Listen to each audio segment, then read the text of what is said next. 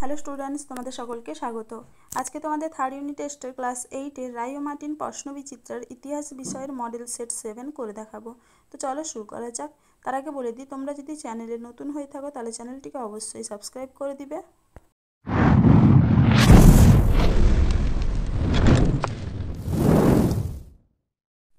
প্রথমে দেখে নিই একের দাগে সঠিক উত্তরটি খুঁজে নিয়ে পূর্ণ বাক্যে উত্তর লেখো। বেঙ্গল গ্যাজেট পত্রিকাটির সম্পাদক ছিলেন option A James Augustus Hicky.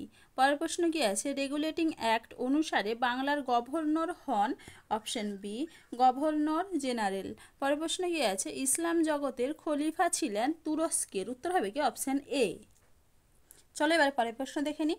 ভারতের আধুনিক মানুষ বলা হয় অপশান এ রাজা রামমোহন রায়কে। পরের প্রশ্ন কি আছে? 1857 খ্রিস্টাব্দে মহাবিদ্রোহের সময় বিদ্রোহীরা হিন্দুস্তানের সম্রাট বলে ঘোষণা করেন অপশান ডি দ্বিতীয় বাহাদুর শাহকে। বঙ্গভঙ্গ রদ হয় অপশান এ 1911 খ্রিস্টাব্দে। পরের প্রশ্ন কি আছে? রাজ্যসভার সভাপতি হন অপশান বি উপরাষ্ট্রপতি। পরের প্রশ্ন কি আছে? স্বামী বিবেকানন্দ শিকাগো ধর্ম সম্মেলনে যোগদান করেন অপশান এ 1893 খ্রিস্টাব্দে। চলো এবার পরের প্রশ্ন কি আছে? ভারত মাতা চিত্রটি অঙ্কন করেন অপশান সি অবনীন্দ্রনাথ ঠাকুর। পরের প্রশ্ন কি আছে? সুভাষচন্দ্র বসু আজাদ হিন্দ বাহিনীর দায়িত্ব নেন অপশান এ রাসবিহারী বসুর অনুরোধে। পরের প্রশ্ন কি আছে? স্বরাজ্য দল প্রতিষ্ঠা করেন অপশান সি চিত্তরঞ্জন দাস। পরের প্রশ্ন কি আছে? ভারত বিভাজনের পরিকল্পনা করেছিলেন option A Lord Mount Batten. পরের প্রশ্ন কি আছে? ভারতের প্রথম উপরাষ্ট্রপতি ছিলেন option a doctor Sarvepalli Radhakrishnan. পরের প্রশ্ন কি আছে? রাষ্ট্রপতি পদপ্রার্থী হতে গেলে কমপক্ষে অপশান ডি 35 বছর বয়স্ক নাগরিক হতে হবে। চলো এবার দুইটাকে দেখে নিই। নিচের প্রশ্নগুলির নির্দেশ অনুযায়ী উত্তর লেখো। ঠিক না ভুল লেখো। স্যার এলিজা ইম্পে সুপ্রিম কোর্টের প্রধান বিচারপতি ছিলেন। এটা হবে কি ঠিক। পরের প্রশ্ন কি আছে? শূন্যস্থান পূরণ করো। কলকাতায় এশিয়াটিক সোসাইটি প্রতিষ্ঠা করেছিলেন ড্যাশ। উত্তর হবে কি উইলিয়াম জোন্স। এরপরে কি আছে? বেমানান শব্দটি খুঁজে বের করো। এর মধ্যে বেমানান শব্দ হবে উইলিয়াম পিট। এরপরে কি আছে? কস্তম্ভের সঙ্গে খস্তম্ভ মেলাও। হিন্দু প্যাট্রিয়ট এটা হবে কি নীল বিদ্রোহ। বাহাদুর শাহ জাফর এটা হবে শেষ মোগল সম্রাট। রাজা রামমোহন রায় এটা হবে সতীদাহ বিরোধী আন্দোলন। বিজয় কৃষ্ণ গোস্বামী এটা হবে ব্রহ্ম সমাজ। সাঁওতাল বিদ্রোহ এটা হবে সিধু ও কানহু। এরপরে কি আছে? কোন গভর্নর জেনারেলের সময় মহাবিদ্রোহ হয়েছিল? উত্তর হবে কি 1857 সালে লর্ড ক্যানিং। পরের প্রশ্ন কি আছে? আজাদ হিন্দ ফৌজের নারী বাহিনীর নাম কি? উত্তর হবে কি ঝাঁসির রানী রেজিমেন্ট। পরের প্রশ্ন কি আছে? আলিগড় অ্যাংলো ওরিয়েন্টাল কলেজ কত খ্রিস্টাব্দে প্রতিষ্ঠিত হয়? উত্তর হবে কি 1875 খ্রিস্টাব্দে। পরের প্রশ্ন কি আছে? নওজোয়ান ভারত সভা কে তৈরি করেন? উত্তর হবে কি ভগৎ সিং। পরের প্রশ্ন কি আছে? রাজ্যের মুখ্যমন্ত্রীকে কে নিয়োগ করেন? উত্তর হবে কি রাজ্যপাল। পরের প্রশ্ন কি আছে? সাধারণতন্ত্র দিবস কত তারিখে পালিত হয়? উত্তর হবে কি 26শে জানুয়ারি। চলো এবার তিনটাকে দেখে নিই। 2-3টি বাক্যে যে কোনো 6টি প্রশ্নের উত্তর দাও। কে কোথায় ফরাজি আন্দোলন গড়ে তোলেন? দেখে না উত্তরটা তোমরা এইখান থেকে এইটুকু লিখবে। দেখে না একটু ভালো করে। চলো এবারে পরের প্রশ্ন কি আছে? জাতীয় কংগ্রেস গড়ে ওঠায় হিউম ডাফরিন ষড়যন্ত্র তত্ত্বটি কি? দেখে না উত্তরটা তোমরা এইখান থেকে এইটুকু লিখবে। দেখে না একটু ভালো করে। চলো এবারে পরের প্রশ্ন কি আছে? জাতীয় কংগ্রেসের বার্ষিক অধিবেশনকে 3 দিনের তামাশা কেন বলা হয়েছে? দেখে না উত্তরটা তোমরা এইখান থেকে এইটুকু লিখবে। দেখে না একটু ভালো করে।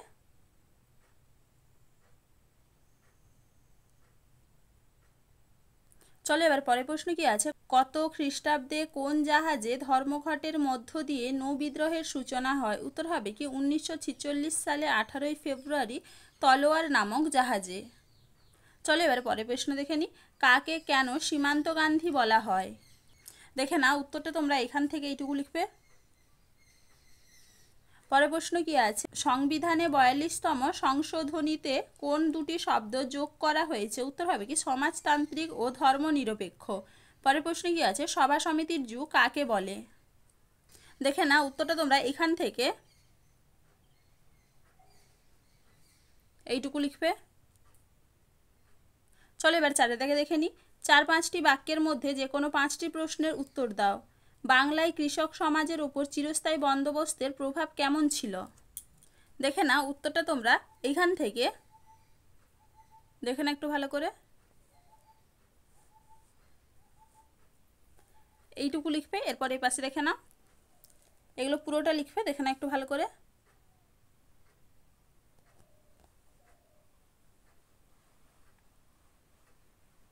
দেখে নাও, দেখে নাও, এইটুকু লিখবে। চলো এবার পরের প্রশ্ন কি আছে, বাংলায় শিক্ষা সংস্কারে বিদ্যাসাগরের অবদান সংক্ষেপে আলোচনা করো। দেখে নাও উত্তরটা তোমরা এখান থেকে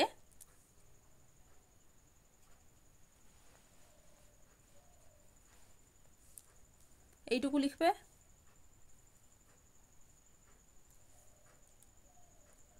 পরের প্রশ্ন কি আছে, রাওলাট আইন কি? দেখে নাও রাওলাট আইন, উত্তরটা তোমরা এখান থেকে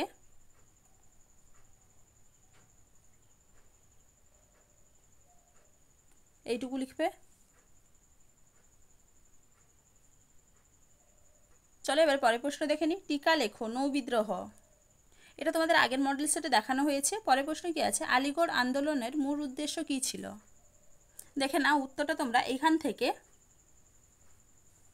এইটুকু লিখবে। পরের প্রশ্ন কি আছে, ভারতীয় সংবিধানে লিপিবদ্ধ মৌলিক কর্তব্যগুলি বর্ণনা করো। দেখে নাও উত্তরটা তোমরা এখান থেকে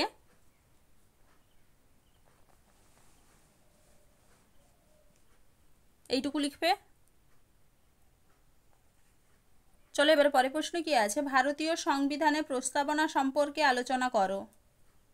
দেখে নাও উত্তরটা তোমরা এখান থেকে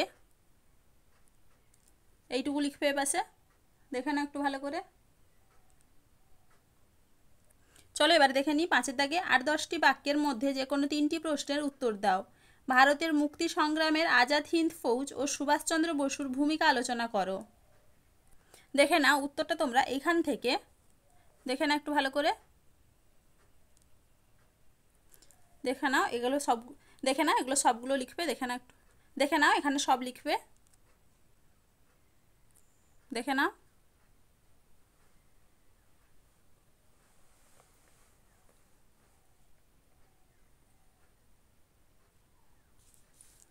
এইটুকু লিখবে। চলো এবারে পরের প্রশ্ন কি আছে, মাস্টারদা সূর্য সেনের বিপ্লবী ভূমিকার বিবরণ দাও। দেখে নাও উত্তরটা তোমরা এখান থেকে দেখে নাও, এগুলো পুরোটা লিখবে, দেখে নাও একটু ভালো করে। এইটুকু লিখবে। চলো এবার পরের প্রশ্ন কি আছে, ভারতের স্বাধীনতা আন্দোলনে গান্ধীজি পরিচালিত আইন অমান্য আন্দোলন সম্পর্কে আলোচনা করো। দেখে নাও উত্তরটা তোমরা এখান থেকে দেখে নাও, এগুলো পুরোটা লিখতে হবে।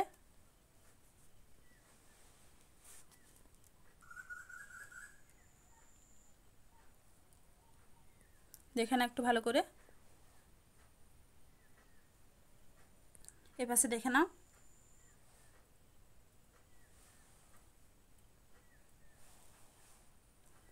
এইটুকু লিখবে।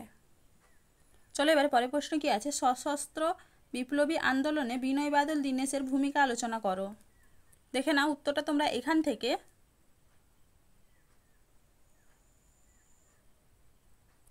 দেখে নাও, এগুলো সব লিখবে।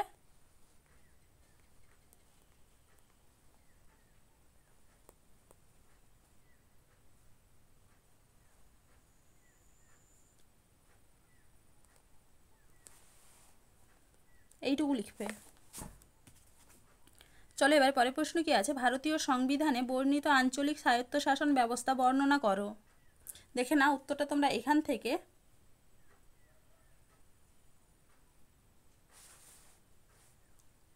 এইটুকু লিখবে, দেখে নাও একটু ভালো করে। চলো আজকে এইটুকুই, দেখা হচ্ছে পরের ভিডিওতে। ভিডিওটি ভালো লাগলে লাইক এবং সাবস্ক্রাইব করে দিবে।